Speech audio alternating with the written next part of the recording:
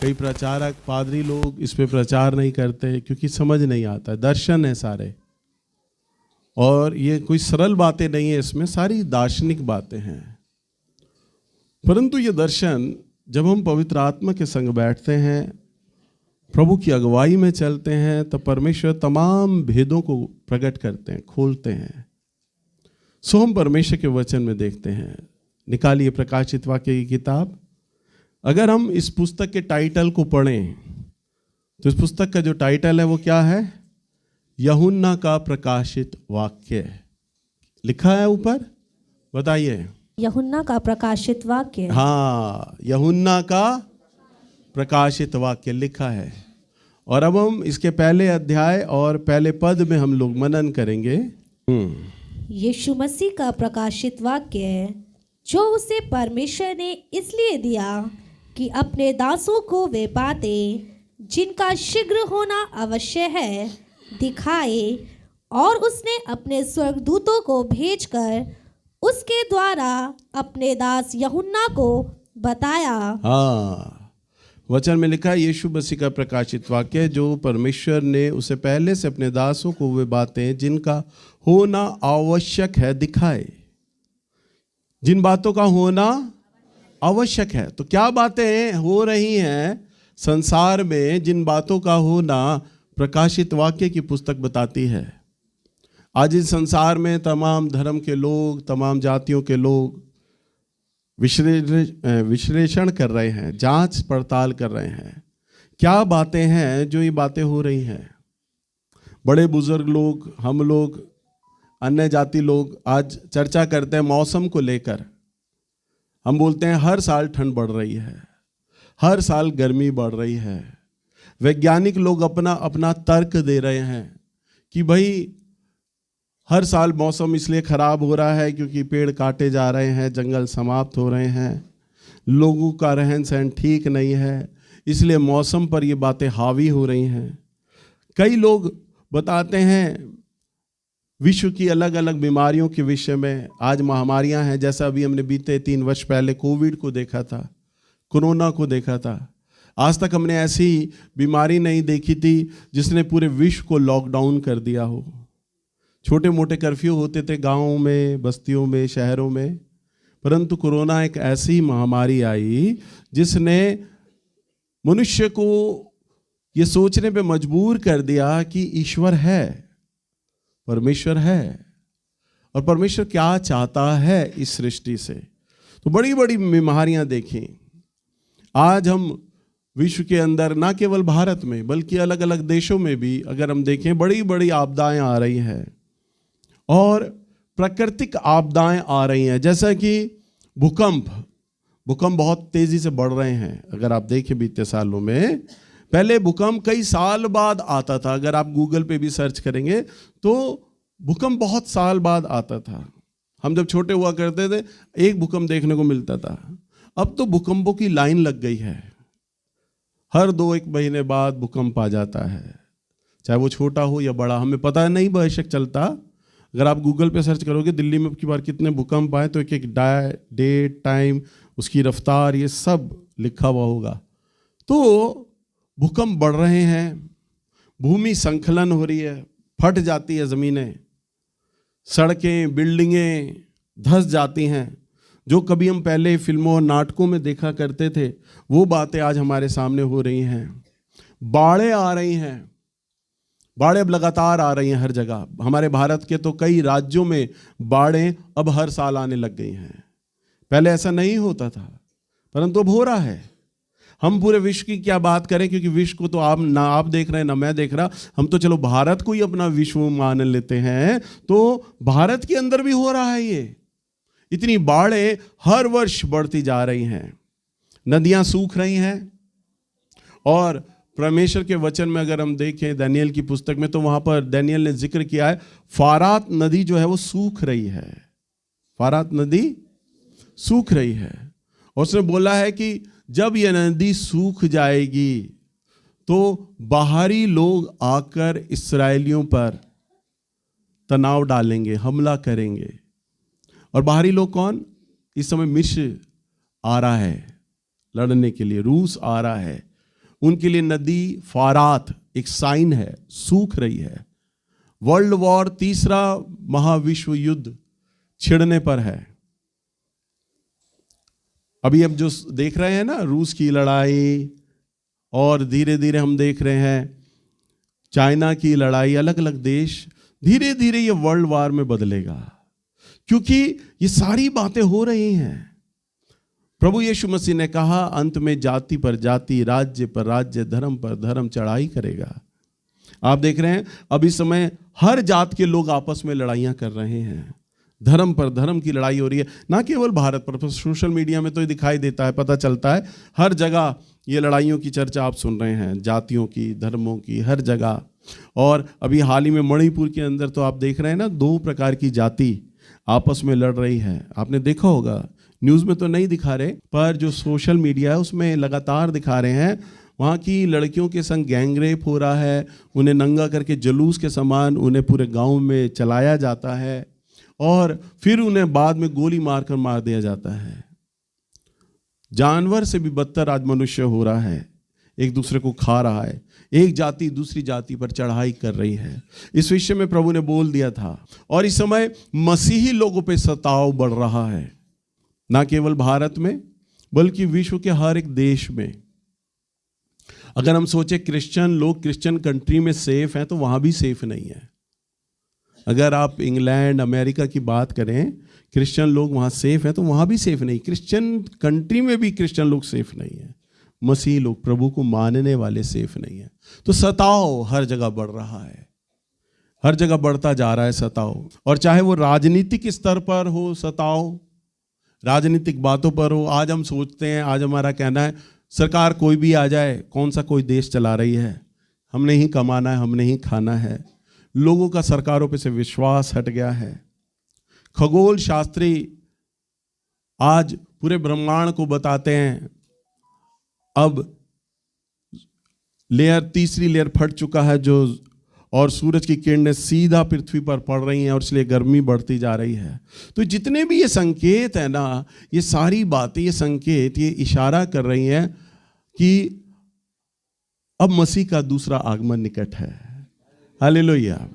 जो प्रभु का वचन, जो बाइबल जो बातें बताती हैं, बता रही हैं कि प्रभु का आना निकट है।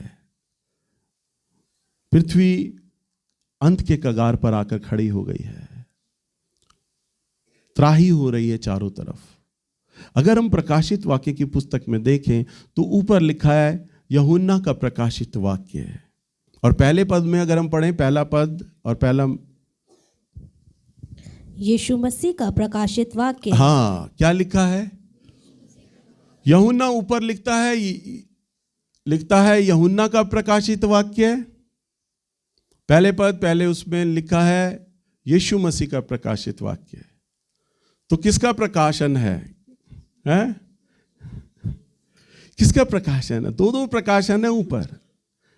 यूहन्ना का प्रकाशित वाक्य, फिर पहले पद में देखते हैं यीशु मसीह का प्रकाशित वाक्य। तो किसका प्रकाशन है? सुने, प्रकाशन प्रभु यीशु मसीह का है, परंतु जिस माध्यम, जिस मीडियम को परमेश्वर ने, प्रभु यीशु मसीह ने इस्तेमाल किया, वो यूहन्ना है। हालेलुया।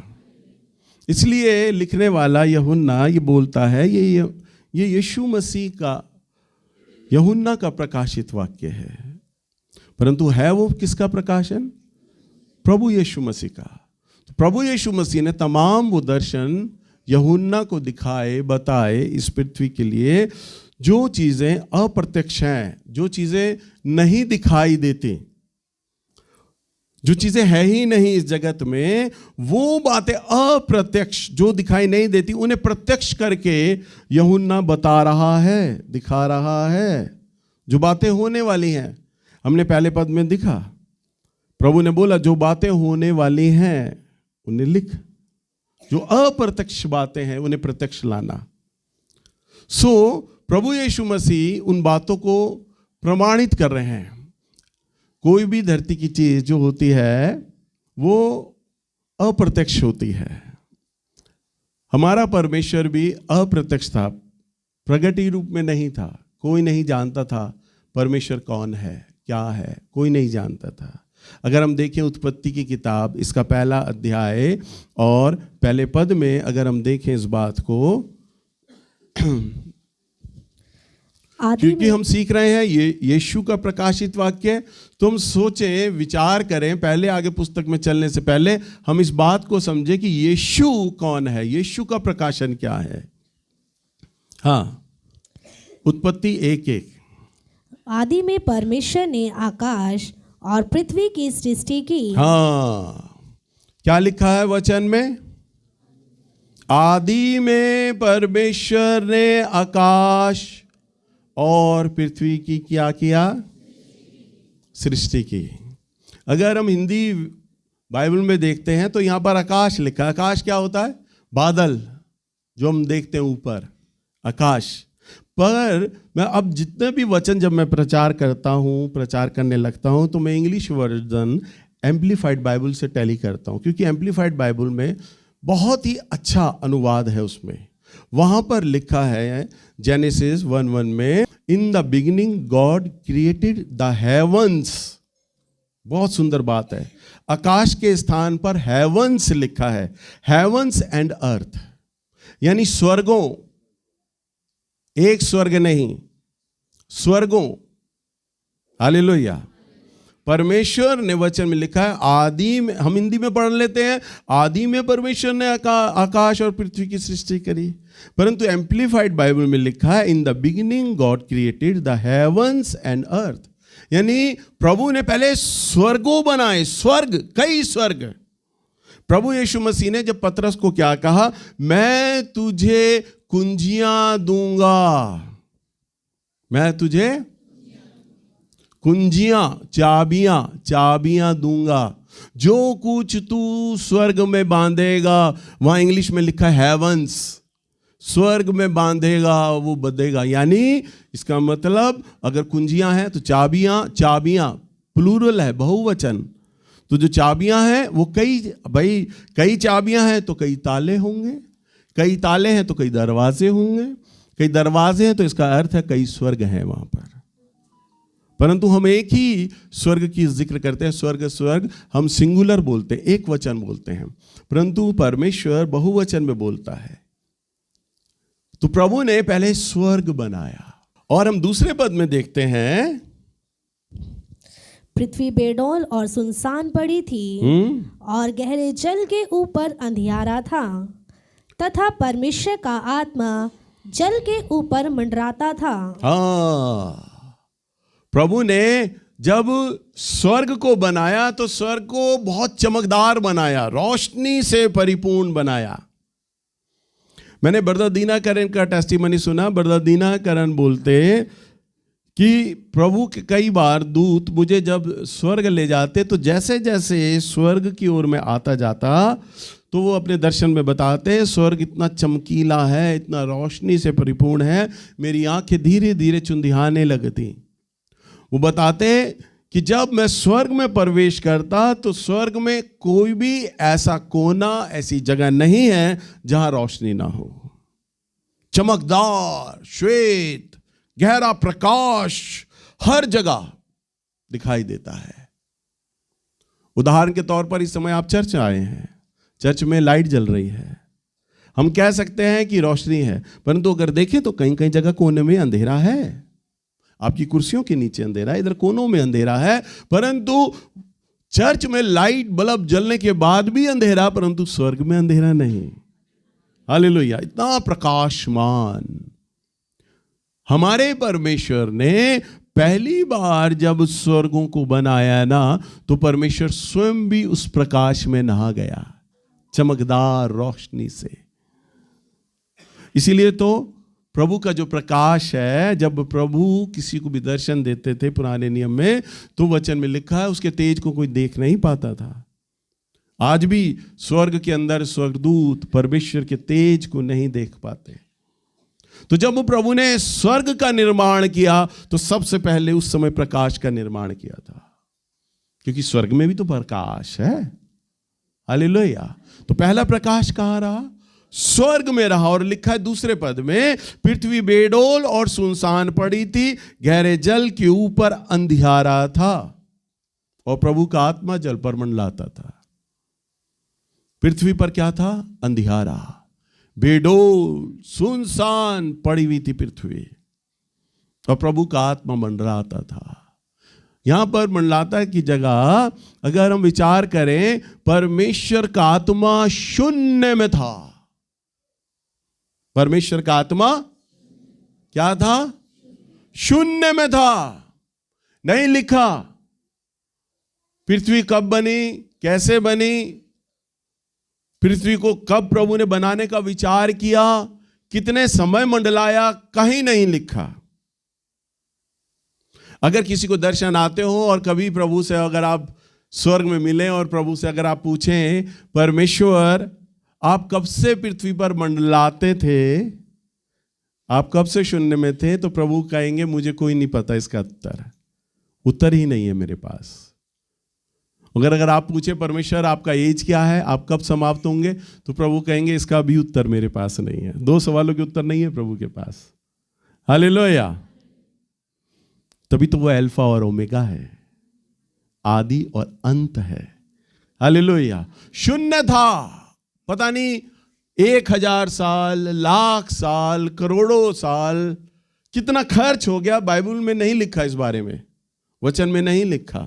परंतु ये बात तब जिक्र में आती है जब परमेश्वर अप्रत्यक्ष से होकर प्रत्यक्ष में आ रहे हैं, क्योंकि परमेश्वर का स्वभाव ये रहा है कि वो बातों को प्रकट करने वाला ईश्वर है। हालेलुया।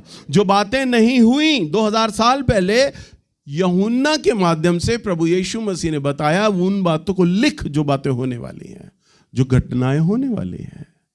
बाइबल भविष्यवाणियों की पुस्तक है, भविष्यवाणियां लिखी पड़ी हैं। पढ़ने वाला अगर पवित्र आत्मा की अगुवाई से उन बातों को सीखे, पढ़े, जाने, तो वो ये समझ सकता है इस समय संसार में क्या हो रहा है, मौसम क्यों खराब हो रहा है, आपदाएं क्यों आ रही हैं, महामारियां क्यों हो रही हैं, क्यों देश पे देश चढ़ाई कर रहा है। ये सारी बातों का जो उत्तर लिखा है, वो बातें हमें परमेश्वर के वचन से समझ आती हैं। परंतु यहां पर पृथ्वी बेडोल है, सुनसान है और अथाह गहरे में है, अंधियारे में है। अंधियारे का कोई अस्तित्व होता नहीं, अंधियारे का कोई अस्तित्व नहीं है, खालीपन है, गड्ढा है, कोई अस्तित्व नहीं। अभी चर्च चल रहा है, अभी आप इसको बंद कर दो, लाइट बंद कर दो, तो क्या हो जाएगा? अंधियारा आ जाएगा। अंधियारा अपने आप से नहीं आता, परंतु प्रकाश जब वहां उपस्थित नहीं है, जब प्रकाश नहीं है, तो अंधियारा अपने आप हो जाता है। इसका क्या है? अंधियारे का कोई अस्तित्व नहीं है, परंतु प्रकाश आने के बाद अंधियारा अपने आप समाप्त हो जाता है। हालेलुया। लिखा है जल के ऊपर मंडलाता था, अंधियारा था। और तीसरे पद में, जब परमेश्वर ने कहा उजियाला हो, तो उजियाला हो गया। और परमेश्वर ने उजियाले को देखा कि अच्छा है, और परमेश्वर ने उजियाले को अंधियारे से अलग किया। हाँ, प्रभु ने चारों तरफ क्या देखा? अंधियारा। प्रभु ने परिकल्पना करी, अरे मेरा स्वर्ग तो रोशनी से भरा हुआ है, परंतु पृथ्वी पे तो चारों ओर अंधियारा है, और इस अंधियारे को मैं मिटाऊंगा, दूर करूंगा। तो परमेश्वर ने बोला उजियाला हो, और जैसे ही उजियाला हुआ, जबकि पृथ्वी गुप्त अंधेरे में थी, कहीं कुछ दिखाई नहीं देता था, जैसे ही प्रभु ने उजियाला बोला और उजियाला हो गया, लिखा है। और परमेश्वर ने क्या किया? अंधियारे और उजियाले को कैसे अलग किया? क्योंकि जब उजियाला आ गया तो अंधियारा अपने आप समाप्त हो गया। हालेलुया। क्योंकि अंधियारे अपने आप में कोई वजूद नहीं रखता। मैंने बोला ना आपको, कोई उसका अस्तित्व है ही नहीं। उजियाले के आगे कुछ नहीं है। वो प्रभु ने बोला उजियाला हो, अंधियारा अपने आप समाप्त हो गया। इसलिए लिखने वाला ये लिखता है कि अंधियारे और उजियाले को क्या किया? अलग किया। और परमेश्वर ने देखा उजियाला अच्छा है और उसे आशीषित किया। और इसी तरह से हम तीसरे दिन में देखते हैं उत्पत्ति की किताब इसके 14 पद में, पहले का 14, प्रभु ने यहां पर क्या किया, देखो पढ़ो। फिर परमेश्वर ने कहा, दिन को रात से अलग करने के लिए आकाश के अंतर में ज्योतियां हो, और वह चिन्ह हो, और नियत समयों और दिनों और वर्षों के कारण हो, और वह ज्योतियां आकाश के अंतर में पृथ्वी पर आकाश देने वाली भी ठहरे। और वैसा ही हो गया। तब परमेश्वर ने 2 बड़ी ज्योतियां बनाई। उनमें से एक बड़ी ज्योति को दिन पर प्रभुता करने के लिए और छोटी ज्योति को रात पर प्रभुता करने के लिए बनाया, और तारागण को भी बनाया। परमेश्वर ने उनको आकाश के अंतर में इसीलिए रखा कि वह पृथ्वी पर प्रकाश दें तथा दिन और रात पर प्रभुता करे, और उजियाले को अंधियारे से अलग करे। और परमेश्वर ने देखा कि अच्छा है, तथा सांझ हुई और भोर हुआ। इस प्रकार चौथा दिन हो गया। बस, हालेलुया। यहां हम क्या देखते हैं, परमेश्वर ने सृष्टि करी। लिखा है बड़ी ज्योति बनाई, यानी सूरज बनाया जो दिन में प्रकाश दे, और छोटी ज्योति बनाई और तारे बनाए, यानी छोटी ज्योति चांद बनाया जो रात के समय प्रकाश दे मनुष्य को। और इस प्रकार से परमेश्वर ने पृथ्वी पर प्रकाश का इंतजाम किया, दिन के समय में भी और रात में भी। और लिखा है 17 पद में, परमेश्वर ने आकाश के अंतर में इसलिए रखा। अगर हम बात करें चांद, सूरज, तारे कहां हैं?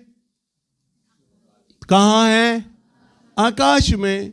परंतु बाइबल में लिखा है परमेश्वर ने आकाश के अंतर में। अंतर में का मतलब यानी एक आकाश और है। अभी हम किस आकाश के बारे में सीख रहे थे? हेवंस, यानी स्वर्गों।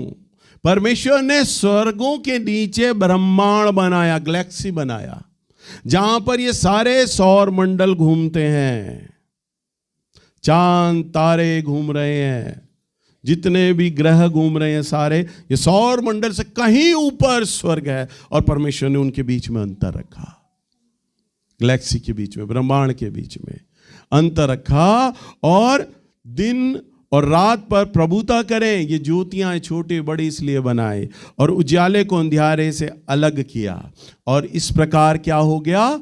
चौथा दिन हो गया। यानी अगर हम मतलब समझें, अगर हम उत्पत्ति की किताब को बड़े ध्यान से पढ़ें और जानें, तो हम देखते हैं यहां पर 3 प्रकार के प्रकाशों के बारे में बताया गया है। पहला प्रकाश तब आया जब परमेश्वर ने स्वर्ग को बनाया, यानी पृथ्वी को बनाने से पहले, ब्रह्मांड को बनाने से पहले, वचन में लिखा है आत्मा मंडलाता था। तो पहले पद में ही परमेश्वर ने पहले स्वर्ग को क्या किया? बनाया। परमेश्वर ने पहला लाइट, पहला रोशनी। दूसरा पद में, हम तीसरे पद में अगर हम देखें तो परमेश्वर ने जब रचना करी, जब प्रभु ने कहा उजियाला हो, दूसरा प्रकाश परमेश्वर ने तब किया जब प्रभु ने कहा उजियाला हो। और तीसरे प्रकार के प्रकाश का जिक्र 14वें पद में आता है, जब परमेश्वर ने रात के समय छोटी ज्योति का यानी चांद और तारे का इंतजाम किया, और दिन के समय बड़ी ज्योति का यानी सूरज का परमेश्वर ने इंतजाम किया। हम इस प्रकार से यहां पर परमेश्वर की रचना में 3 प्रकार के प्रकाशों को देखते हैं जो परमेश्वर ने प्रकाश का इंतजाम किया। और आज जितने भी ब्रह्मांड के अंदर, गैलेक्सी में जितने भी ये चांद तारे ग्रह जो घूम रहे हैं ना, ये मनुष्य के लिए है। मनुष्य को इससे सुविधा मिल रही है। परमेश्वर ने हर एक चीज को जो बनाया ना, वो आदम को रखकर बनाया। हर एक चीज को आदम को रखकर बनाया। अगर हम देखें उत्पत्ति की किताब इसका 26 अध्याय में 1 का 26 में पढ़ें जरा। फिर परमेश्वर ने कहा, हम मनुष्य को अपने स्वरूप के अनुसार अपनी समानता में बनाएं। क्या बनाए? लिखा है हम, यानी पिता पुत्र और पवित्र आत्मा, ये तीनों मिलकर मनुष्य को बना रहे हैं, आदम को बनाने जा रहे हैं। परमेश्वर ने आदम को बनाने से पहले एक अदृश्य मनुष्य को बनाया। कौन सा? परमेश्वर ने अपनी आत्मा ली, अपना स्वरूप लिया। लिखा है अपने स्वरूप और अपनी समानता। प्रभु ने एक मिट्टी का वो लिया, उसे गूंथा और एक ढांचा बनाया आदम की शक्ल में, और लिखा है अपने स्वरूप। तो परमेश्वर कैसा दिखाई देता है? कैसा दिखता है? हमारे जैसा, मेरे जैसा। उसका सर है, 2 आंखें हैं, नाक है, मुंह है, 2 कान है, 2 हाथ है, पैर है, पैरों से चलता है, हाथों से देखता है, हाथों से छूता है, मुंह से बोलता है, आंखों से देखता है। प्रभु कोई जानवर नहीं है। मैं किसी की भावनाओं को ठेस नहीं पहुंचा रहा, परंतु यहां पर हाथी की शक्ल में, मोर की शक्ल में या किसी और की शक्ल में परमेश्वर पैदा नहीं हुआ। हालेलुया। अगर वचन में लिखा परमेश्वर अपने स्वरूप में बनाता तो सारे हाथी पैदा हो जाते हैं, सारे मोर पैदा हो जाते हैं। तो प्रभु ने किसी जानवर की शक्ल में आपको और मुझे नहीं बनाया, अपने स्वरूप में। बाइबल अगर कहती है कि परमेश्वर ने मनुष्य को अपने स्वरूप में बनाया, स्वरूप माने अपने रूप में, तो अगर उसका रूप ऐसा है जैसा हम हैं, तो ऐसा ही तो परमेश्वर है। हालेलुया। समझ पा रहे हैं? और अपनी समानता, अपनी समानता। अब प्रभु ने आदम को जब बनाया ना, तो वचन में लिखा है उसके नथनों में जीवन का श्वास फूका, फूक मारी, और लिखा है आदम जीवित प्राणी हो गया। पहले तो एक मिट्टी का ढांचा लिया और परमेश्वर ने अपनी आत्मा से निकालकर जो अल्फा और ओमेगा है, एक अंश और बना दिया, एक आत्मा का अंश, वो भी अल्फा और ओमेगा है। हालेलुया। समझ पा रहे हैं आप? प्रभु अब आदम की रचना करने जा रहे हैं।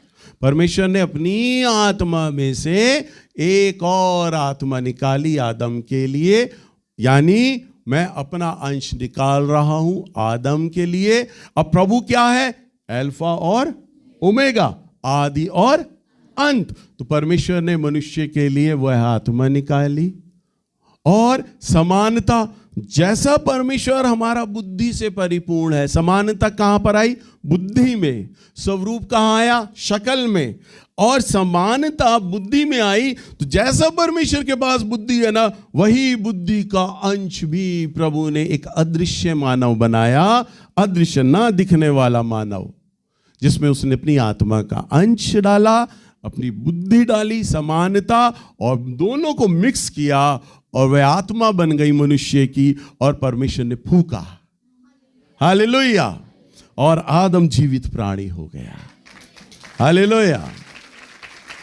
परंतु आदम में वो आत्मा कहां से आई? वो स्वरूप में, क्योंकि परमेश्वर, प्रभु यीशु मसीह, पिता परमेश्वर, पवित्र आत्मा, ट्रिनिटी, त्रिएक परमेश्वर वहां थे, और उनके द्वारा बनाया गया जो आदि और अंत है ना हमारा परमेश्वर, वही परमेश्वर का आत्मा प्रभु ने आदम को दिया, और वही बुद्धि, वही समानता में प्रभु ने अपनी बुद्धि आदम को दे दिया। अब हमारा प्रभु जब मर गए तो तीसरे दिन बाद जी उठे। तो तीसरे दिन बाद कौन सी देह उन्होंने ली? अमरता की देह है। कौन सी देह? अमरता की देह। अमरता की देह ऐसी थी कि प्रभु हमारे जो 33.5 साल में मारे गए ना, अगर अब प्रभु को कोई देखता है ना, जितने भी प्रभु के बड़े बड़े संत लोग, दास लोग, जिन्होंने प्रभु यीशु मसीह का दर्शन किया, जिन्होंने प्रभु से बात की, जिन्होंने प्रभु को छुआ, वे बताते हैं कि प्रभु आज भी उसी दशा में जैसे कब्र से जिंदा हुए थे।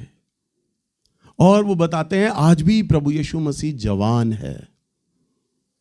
आज भी प्रभु यीशु मसीह जवान है।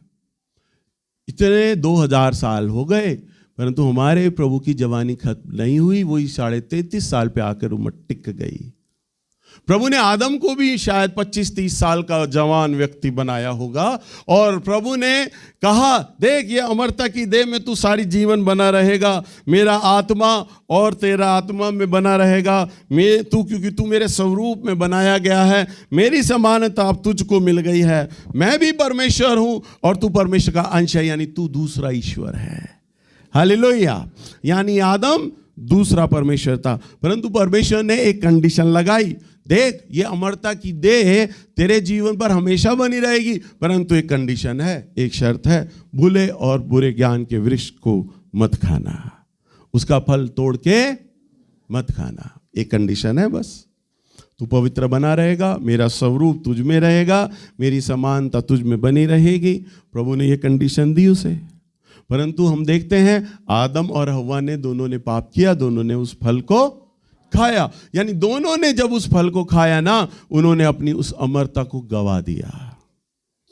उसके बाद क्या लिखा है, आदम की मृत्यु हुई 930 साल में। हालेलुया, आदम मर गया। परंतु आज भी आदम अगर भले और बुरे ज्ञान के वृक्ष का फल ना खाता तो वह भी हमारे प्रभु यीशु मसीह के समान जवान होता आज भी। हालेलुया, क्योंकि हमारे प्रभु के पास तो वो अमरता का देह था, क्योंकि प्रभु ने लिखा है, वचन में लिखा है, प्रभु ने तो अपने समान और अपने स्वरूप में बनाया। तो जब उसने पाप किया तो परमेश्वर का हाथ उस पर से हट गया, प्रभु उसके अंदर जो उसके स्वरूप और समानता की जो आत्मा थी ना, वो निकल कर प्रभु के पास दोबारा चली गई। आदमी अब निर्बल हो गया, शैतान के चलाए चलने लग गया। यहां पर हम देखते हैं 4000 साल तक अब परमेश्वर के हृदय में ये कुंठा थी कि मनुष्य के द्वारा, इस आदम के द्वारा मैं अपने आप को प्रकट करना चाहता था। प्रभु ने आदम को आशीष दिया था, फलो फूलो और पृथ्वी पर भर जाओ। प्रभु ये चाहता था उसे बढ़ाना, आशीष देना चाहता था। संभव है प्रभु आदम के वंश को बढ़ाता, परंतु कैसे? परमेश्वर के नियम के अनुसार। परंतु उसने शैतान की बात को माना और पाप किया और पाप की संतान को उसने जन्म दिया। अब प्रभु का जो योजना था, क्योंकि परमेश्वर का शुरू से स्वभाव है अप्रत्यक्ष बातों को प्रत्यक्ष करता है, छुपी हुई बातों को सामने लाता है। हमारे प्रभु का भी तो कोई वजूद नहीं था, कौन जानता परमेश्वर है? क्योंकि बाइबल में लिखा है पृथ्वी तो बेडौल थी, अथाह गहरे में थी, सुनसान थी, ना जाने अरबों खरबों लाखों करोड़ों साल, कितने साल शून्य में थी चीज, थम गया था सब कुछ नहीं था, कोई समय का जिक्र नहीं। परंतु परमेश्वर ने चाहा कि मैं अपने आप को प्रकट तो करूं, मुझे कोई जाने तो सही, कोई समझे तो सही, मैं परमेश्वर यहोवा हूं, मुझे कोई जाने। तो इसीलिए परमेश्वर ने स्वर्गों की रचना करी, स्वर्गदूतों की रचना करी। इसी कारण से परमेश्वर ने आदम और हव्वा की रचना करी कि ये जानेंगे मुझे। हालेलुया, कोई जाने तो सही मुझे कि मैं हूं। सो इसी तरह आदम के बाद से लेके 4000 साल तक, आदम से लेकर अब्राहम तक 2000 साल हो गए, और अब्राहम से प्रभु यीशु मसीह तक 2000 साल हो गए, और प्रभु यीशु मसीह से हम तक आज 2000 साल हो गए। 6000 साल बीत चुके हैं और 1000 काल शैतान को मिलेगा, यानी 7 सप्ताह 7000 साल परमेश्वर ने इस पृथ्वी को दिया है, पूरा खत्म कर देगा परमेश्वर। बस 1000 साल बचा है, और प्रभु के आगमन में तो बहुत कुछ साल बचे हैं। विचार करिए, 7 सप्ताह बनाया है परमेश्वर ने हमारे लिए, 7 दिन में धरती बनाई थी परमेश्वर ने, और इन 7000 सालों में नष्ट भी हो जाएगी धरती, फिर जीरो पे आ जाएगा सब कुछ। और 4000 साल के बाद परमेश्वर अलग अलग अपने नामों के द्वारा प्रकट करता रहा। कई बार हम गानों में, बाइबल में पढ़ते वक्त हम परमेश्वर के अलग अलग नामों को हम देखते हैं। परमेश्वर ने अपने नामों के द्वारा अपने आप को प्रकट किया। प्रभु का स्वभाव रहा। प्रभु ने अपने आप को इलो बताया। इलो का मतलब है शक्तिशाली, शक्तिशाली, सर्वशक्तिशाली, शक्ति का प्रतीक। प्रभु ने अपना दूसरा नाम इलोहिम बताया। इलोहिम का मतलब है क्रिएटर, रचयिता, रचने वाला। और परमेश्वर ने जहां जहां अपने नामों को बताया ना, उसके नामों का अर्थ का प्रभाव उस जगह पर होने लग गया। वहां के वातावरण पर, वहां के लोगों पर, उस जगह पर प्रभु का प्रभाव होने लग गया। प्रभु ने अपने आप को एल शैडाई बताया, यानी सर्वशक्तिमान, सबसे शक्तिशाली अगर कोई है तो वह एल शैडाई, परमेश्वर। परमेश्वर ने अपना नाम अदोनाई बताया। इसका अर्थ है कि यहूदी लोग यहोवा परमेश्वर बोलते थे, परंतु यहोवा परमेश्वर से भी जो पवित्र नाम है अदोनाई, जिसे एक साधारण मनुष्य भी यहूदियों की परंपरा के अनुसार अपने मुंह पर उस नाम को कोई नहीं रख सकता। अदोनाई नहीं बोल सकता कोई। वे यहोवा बोल सकते हैं, यहोवा राफा बोल सकते हैं, यहोवा शामा बोल सकते हैं, यहोवा निसी बोल सकते हैं, पर अदोनाई तो वही बोलता है जो याजक है, पवित्र है उनकी दृष्टि में। अदोनाई बहुत पवित्र नाम, परमेश्वर के लिए इस्तेमाल होने वाला नाम है। यहोवा जीरे, यानी ये नाम अब्राहम के द्वारा रखा गया। जब अब्राहम इसहाक का बलिदान जब दे रहा था, तब इसहाक ने कहा, मेरे पिता मेमना कहाँ है? हम आ तो गए जंगल में, अब मेमना कहाँ है? परमेश्वर ने, उसने कहा यहोवा उपाय करने वाला ईश्वर है। हालेलुया। तो यहोवा यिरे का जो मतलब है वो उपाय करने वाला है। यहोवा 4 साल में इन नामों के द्वारा लोगों में काम कर रहा था। यहोवा राफा, चंगा करने वाला ईश्वर हूं मैं तुम्हारा। मगर हम निर्गमन में देखे पढ़िएगा नहीं, तो वहां पर परमेश्वर ने जब अपनी चंगाई की सामर्थ को उड़ेला, तो परमेश्वर ने अपने आप के नाम को प्रकट किया कि मैं चंगा करने वाला, यानी कि यहोवा राफा हूं। उसका एक नाम और है यहोवा निसी, जय का झंडा। जय का, जब भी इस्राएली लोग युद्ध जीतते थे तो यहोवा निसी के नारे लगाते थे। वो कहते थे जय का झंडा है हमारा। क्या है? जय का झंडा है। यहोवा मकदेश, यहोवा मकदेश का मतलब है मैं तुम्हारा परमेश्वर, पवित्र करने वाला हूं तुम्हें। तो जहां जहां पर पापियों के विषय में जिक्र आया है, पवित्रता के विषय में बातचीत किया गया है, वहां पर परमेश्वर का नाम यहोवा मकदेश के नाम से उसको उच्चारण किया गया है। यहोवा शालोम, यहोवा शालोम का अर्थ है जहां पर परमेश्वर ने शांति और बहाली की बातें करी। इन 4000 सालों में प्रभु ने अपने इन प्रमुख नामों से संदेश दिया है लोगों को। यहोवा इलोहिम, यहोवा इलोहिम, ये यहोवा परमेश्वर के साथ जोड़ा जाता था। यहोवा इलोहिम, यानी इन 4000 साल तक प्रभु अलग अलग नामों के द्वारा लोगों से मिलता रहा और बात करता रहा। हालेलुया। और भी बहुत सारे नाम हैं, परंतु ये मैंने वो नाम रखे हैं जो बिल्कुल चुने हुए नाम हैं, जिन्हें लोग ज़्यादातर गानों में, गवाहियों में, बाइबल में पढ़ते और सुनते और जानते हैं। हम फिर से जाएंगे यूहन्ना की किताब में, देखते हैं 1 अध्याय और 1 पद में। जब 4000 साल बीत गए और परमेश्वर ने देखा मनुष्य के लिए कोई विकल्प नहीं है, सो उसने खुद ही योजना बनाई। और लिखा है आदि में, पढ़ो बेटा। आदि में वचन था और वचन परमेश्वर के साथ था और वचन ही परमेश्वर था और यही आदि में परमेश्वर के साथ था। सब कुछ उसी के द्वारा उत्पन्न हुआ और जो कुछ उत्पन्न हुआ है उसमें से कोई भी वस्तु उसके बिना उत्पन्न नहीं हुई। बस लिखा है आदि में वचन था और वचन क्या था?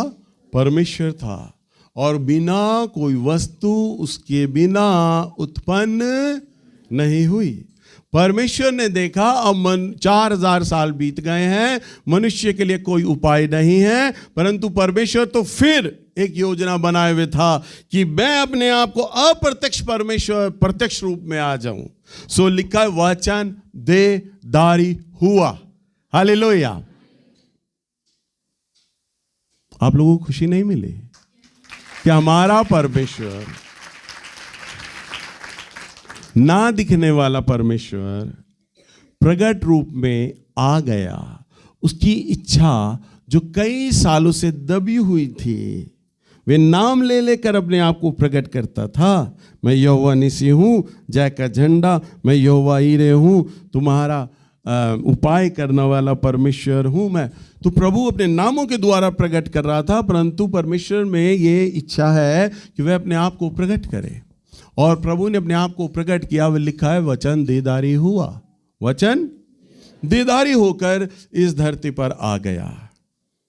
और लिखा है वह सब मनुष्य की ज्योति था। वो क्या था? सब मनुष्यों की ज्योति था।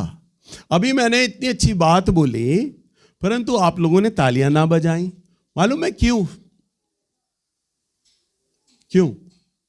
वो आनंद जो परमेश्वर से मुझे प्राप्त हुआ है और होता है, वो आनंद मुझे मजबूर करता है कि मैं चीखने लग जाता हूँ उसके वचन में, आनंद से भर जाता हूँ। और मुझे खुशी मिलती है कि मुझे मेरे परमेश्वर के लिए वहाँ पर महिमा हो, मेरे परमेश्वर के लिए तालियां बजाई जाएं। अरे ताली मत बजाओ, परंतु मैं आपको बता रहा हूँ, बरबस खुद ही अपने आप से ताली निकलती है जब आपका मन आनंद से डूब जाता है। पास्टर कहे आपको बोलने के लिए, याजक बोले बोलने के लिए नहीं, परंतु जब हम प्रभु के आनंद में होते हैं, क्योंकि हमें हमारा परमेश्वर मिल चुका है। हालेलुया। परंतु आपने परमेश्वर को कितना जाना मुझे नहीं मालूम, परंतु मैंने अपने प्रभु को जाना है। जैसे ही मैं अपने यीशु की बड़ाई सुनता हूँ ना, मेरा मन डूबने लगता है, मेरी आंखें भीगने लगती हैं, मेरा मन आनंद से उमड़ने लगता है। ये मेरे प्रभु के बारे में बातचीत की जा रही है। हालेलुया। एक बार एक आदमी ने कभी मीठा नहीं खाया था, तो सामने वाला सेब खा रहा, तो उस आदमी ने बोला ये क्या है? उसने कहा फल है। क्या होता है इसे खाने से? उसने कहा इससे ताकत मिलती है, स्वाद में मीठा होता है। उसने कहा मीठा क्या होता है? उसने कहा मीठा मीठा मीठा होता है। उसने कहा फिर भी बता मीठा क्या है? उसने कहा मीठा गुड़ की तरह है, मीठा चीनी की तरह है। मीठा कैसा है? शक्कर की तरह है। और उसने कहा अब तो तुझे सेब खिलाना पड़ेगा। और जब उसने उसको सेब खिलाया ना, जब सामने वाले ने सेब खाया तो उसे मीठे का एहसास हो गया। हालेलुया। आप बाइबल से कितना प्रभु को बताओ, मैं बता रहा हूँ कई सालों से आप लोगों को मीठे का एहसास ही नहीं हो रहा, परंतु जब एहसास होता है, हमारा परमेश्वर एक एहसास है। क्या है वो? जब बाइबल से कितना पढ़ लो, कितना सुन लो, कितना वचन सुन लो, जान लो, आपको परमेश्वर मिलेगा नहीं, क्योंकि वो तो एक एहसास है। सामने वाले ने जब मीठा खाया तब उसे पता चला ना तो ये मीठा गुड़ की तरह है, ना चीनी की तरह है, ना शहद की तरह है, ना शक्कर की तरह। हाँ मीठा है, परंतु इस सेब का मीठापन तो बिल्कुल अलग है। हालेलुया। ऐसे मेरे परमेश्वर का आनंद सबसे अलग है, मेरे प्रभु की शांति सबसे अलग है। वो आनंद पृथ्वी नहीं देती। प्रभु ने कहा मैं तुम्हें सच्ची शांति दिए जाता हूं, वो शांति देता हूं जैसा संसार नहीं देता। शादियों में जाते हो, डीजे पे नाच लोगे, थोड़ी देर की शांति। कई लोग नशा करते हैं, शराब पीते हैं, वो उसमें उनको आनंद मिल रहा है, शांति मिल रही है। कई लोग दोस्तों के साथ बात करते हैं, उन्हें आपस में शांति मिलती है। चार औरतें गली में बैठ के बात कर रही होती हैं, उन्हें उसमें शांति मिलती है, परंतु थोड़ी देर की शांति है। प्रभु कहता मैं तुम्हें वो शांति देता हूं जो संसार तुम्हें नहीं देता। हालेलुया। तो परमेश्वर भी वह मिठास है। जब आप परमेश्वर के स्वाद को चख लेते हो ना, तो ये जान लेते हो कि मेरा परमेश्वर कैसा है। इसलिए हमारा परमेश्वर ना दिखने वाला परमेश्वर है, परंतु परमेश्वर क्या चाहता है, मेरा जो स्वभाव मीठापन है ना वो दिखाई देने लग जाए। कौन सा उसका मीठापन? प्रेम। एक कविताएं है ना, 2.5 अक्षर प्रेम का, हालेलुया, 2.5 अक्षर प्रेम का। तो प्रभु अगर आपके भीतर है तो आपके अंदर वो मीठापन, ना दिखने वाला स्वभाव परमेश्वर का जो अप्रत्यक्ष गुण है वो प्रत्यक्ष दिखाई देता है। आपके भीतर परमेश्वर का मीठापन है, यानी परमेश्वर का 2.5 अक्षर प्रेम आपके अंदर है, तो आपके व्यवहार से, आपकी बोली से वो प्रेम दिखाई देने लगेगा। हालेलुया। और जो भी बातें, जो भी गुण परमेश्वर का, प्रेम, कृपा, धीरज, भलाई, संयम, नम्रता, विश्वास, ये जितने भी आत्मा के फल हैं जो अप्रत्यक्ष हैं, नहीं दिखाई देते, वो भीतर से दिखाई, आपके बाहर से दिखाई देने लग जाएंगे। हालेलुया। सो अगर हम प्रभु के कामों को देखें, यहाँ देखें हम वचन में, यूहन्ना की किताब 14 अध्याय और इसका 11 पद। मेरा विश्वास करो कि मैं पिता में हूँ और पिता मुझ में है, नहीं तो कामों ही के कारण मेरा विश्वास करो। बस प्रभु यीशु मसीह क्या कहते हैं? मैं पिता में हूं और पिता मुझ में है, नहीं तो मेरे कारण ही, मेरे कामों के कारण ही प्रतीति कर लो। जो अप्रत्यक्ष परमेश्वर है, जो ना दिखने वाला परमेश्वर है, जो मुझ में है, जो तुम्हें नहीं दिखाई दे रहा, परंतु वो कैसे दिखाई दे रहा है? मेरे कामों के कारण। मेरे कामों के कारण तुम उसे देख पा रहे हो, तो उसी की प्रतीति कर लो भाई। तुम विश्वास कर लो कि मैं परमेश्वर की ओर से हूं। यूहन्ना की किताब 5 अध्याय और 19वां पद। बहुत सारे वचन हैं, परंतु मैं अंतिम वचन आपको पढ़ाऊंगा। यूहन्ना 5:19। इस पर यीशु ने उनसे कहा, मैं तुमसे सच सच कहता हूँ, पुत्र आपसे कुछ नहीं कर सकता, केवल वह जो पिता को करते देखता है, क्योंकि जिन जिन कामों को वह करता है उन्हें पुत्र भी उसी रीति से करता है। हाँ, प्रभु यीशु मसीह ने क्या कहा? मैं तुमसे सच सच कहता हूं, पुत्र अपने आप से कुछ नहीं कर सकता। भाई वो तो शून्य है, नील है, कुछ नहीं कर सकता, केवल वो जो पिता को करते देखता है। हालेलुया। इसलिए पिता को अगर देखना है तो कैसे देखो? प्रभु यीशु मसीह के द्वारा देखो, प्रभु की ओर देखो। प्रभु यीशु मसीह कहते हैं, मैं वो करता हूं जो पिता करता है, पिता को करते हुए देखता हूं, मैं वो करता हूं। क्योंकि जिन जिन कामों को वह करता है उन्हें पुत्र भी इसी रीति से करता है। यानी जैसा जैसा परमेश्वर काम करता है, परमेश्वर का वह गुण, परमेश्वर की वह अलौकिक सामर्थ जो अप्रत्यक्ष है, आपको नहीं दिखाई देती, मेरे कामों के द्वारा वो प्रत्यक्ष रूप में, प्रगट रूप में आपके सामने दिखाई दे रही है। हालेलुया। यानी मेरे कामों को तुम होता हुआ देख सकते हो। हालेलुया। अभी तो केवल हमारा छोटा सा ये प्रभु यीशु मसीह का परिचय था।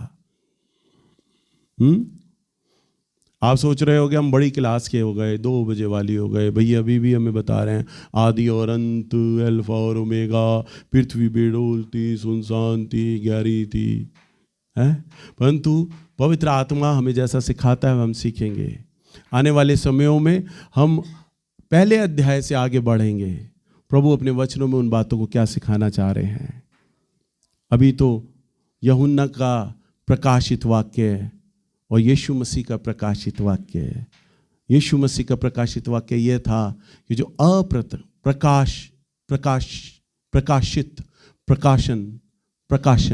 प्रकाशन शब्द कहाँ से आया? अप्रत्यक्ष चीज, जो ना दिखने वाली चीजें हैं वह दिखाई देने लग जाएं। अंत की होने वाली घटनाएं, अंत की होने वाली बातें जो किसी ने नहीं जानी, किसी ने नहीं सुनी, जो बातें अभी हमने नहीं देखी, वो बातें प्रभु यीशु मसीह ने अपने दास यूहन्ना के द्वारा लिखवा दी। यानी अप्रत्यक्ष बातें जो भी प्रकट रूप में नहीं आई हैं, वो दिखाई देने लग जाएं।